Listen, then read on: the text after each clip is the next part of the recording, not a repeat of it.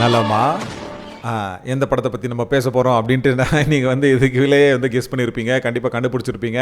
வணக்கம், நான் உங்கள் நவீன் ஷோரி. நேவிகேஷன் அப்படின்ற இந்த ஒரு ஓடிடியில் வெளியிட்ட படங்களில் பற்றி பேசுகிறதுக்கான ரீல்ஸுக்கு வருக என்று வரவேற்கிறேன். ஏன் இதை பற்றி நம்ம பேசுகிறோம் அப்படின்ட்டு கூட நான் ஃபஸ்ட்டே நான் சொல்லியிருக்கேன், இப்போவும் சொல்லிடுவேன், எல்லா ரீல்ஸும் நான் சொல்லிட்டே இருப்பேன். ஏன் அப்படின்னா இது வந்து எல்லா இயக்குநர்களுக்கும் சரி, இல்லை தயாரிப்பாளர்களுக்கும் சரி, அவங்க வந்து செஞ்ச தவிர கொஞ்சம் அடுத்த முறை திருத்திறதுக்கான ஒரு சின்ன ஒரு பேச்சுவார்த்தை, இல்லை உங்களுடைய கருத்துகள், இல்லை நீங்கள் நினைச்சது. ஏன்னா நாம் என்ன நினைக்கிறோம் அப்படின்றது வந்து அங்கே போய் அவங்கக்கிட்ட சேருதோ இல்லையோ அப்படின்ற ஒரு சின்ன தயக்கம் இருக்கும். ஆனால் சொல்ல வேண்டியதை ஒரு பாசிட்டிவாக ஒரு விஷயத்தை வந்து நம்ம சொல்லிடலாமே அப்படின்றது தான். ஏன்னா இன்னைக்கு வந்து நான் கங்குவா பற்றி தான் இந்த ரீலில் நான் பேச போகிறேன்.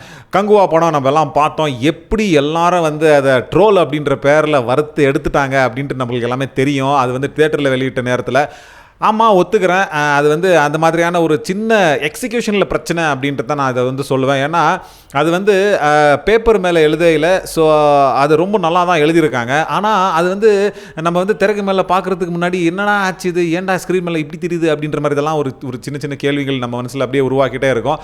ஸோ அந்த ஒரு பிரச்சனை. அப்புறம் கங்குவா படத்தில் வந்து எனக்கு ரொம்ப ரொம்ப பிடிச்சது என்ன அப்படின்னா, ஒரே ஒரு வரிகள் அங்கே வந்து நம்ம சூர்யா சொல்கிறாப்புல என்னென்னா, நம்ம உள்ளவே வந்து சாமி இருப்பாங்க, நம்ம உள்ளே இருக்கிற அந்த அகம்பாவம், அப்புறம் அந்த கோவம், பொறாமை அப்படின்ற எல்லா விஷயத்த, அப்புறம் ட்ரோல் அப்படின்ற பேரில் வந்து எல்லாத்தையும் வியூஸுக்காக அள்ளி போடுறோம் அப்படின்றது ஒரு சின்ன பேரில் வந்து நம்ம வந்து வேறவங்களை வறுத்து எடுக்கிறது, இது எல்லாமே ஒரு நெகட்டிவிட்டி தான். சரி, ஸோ இந்த நெகட்டிவிட்டியை வந்து நம்ம உள்ளே எடுத்துக்கிட்டால் உள்ளே இருக்கிற சாமி வந்து வெளியே போயிடுவாங்க அப்படின்ற மாதிரியான ஒரு விஷயத்தோ, அந்த ஒரு விஷயத்தை நம்ம வந்து இன்றைக்கி கொஞ்சம் முழுமையாக நம்பி என்ன செய்யலாம் அப்படின்னா, என்ன நல்லா செஞ்சுருக்கலாம். இல்லை கங்குவா 2 வருது, கம் அப்படின்ட்டு லாஸ்ட் ஷாட்டில் ஒருத்தர் கூடுவார் தெரியுமா, நம்ம சூர்யா ஃப்ரான்சிஸு. ஸோ அந்த ஒரு ஷாட்டுக்கு கங்குவா 2ல் வந்து என்னெல்லாம் நல்லா செய்யலாம். ஏன்னா ரோலெக்ஸும் தில்லியும் வந்து லோகேஷ் கனகராஜோட படத்தில் கைதி 2ல் வருவாங்க அப்படின்னு நாங்கள் எதிர்பார்த்தோம். இல்லை கங்குவாலே வந்துட்டாங்க.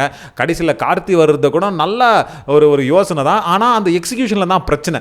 ஸோ அந்த பிரச்சனையை வந்து கங்குவா 2ல் அவங்க எப்படி திருத்திக்கலாம் அப்படின்ற ஒரு விஷயத்தை வந்து நான் அவங்கக்கிட்ட ஒரு வேண்டுகோளாக வைக்க போகிறேன். ஸோ நீங்கள் வந்து அந்த வேண்டுகோளை ஏற்றுக்கிட்டு தயவு செஞ்சு உங்கள் கருத்துக்களை சொல்லுங்கள். கங்குவா 2ல் சிவா அப்புறம் அவங்க அணி ஆகட்டும், இயக்குனர் சிவா அப்புறம் அவங்க அணி ஆகட்டும், எல்லாருமே வந்து யோசித்து எந்த மாதிரியான ஒரு காட்சிகளை எடுத்தால் கங்குவா 2 வந்து நல்லாயிருக்கும் அப்படின்ட்டு தயவு செஞ்சு நீங்கள் வந்து உங்கள் கருத்துக்களை பகிர்ந்துக்கங்க.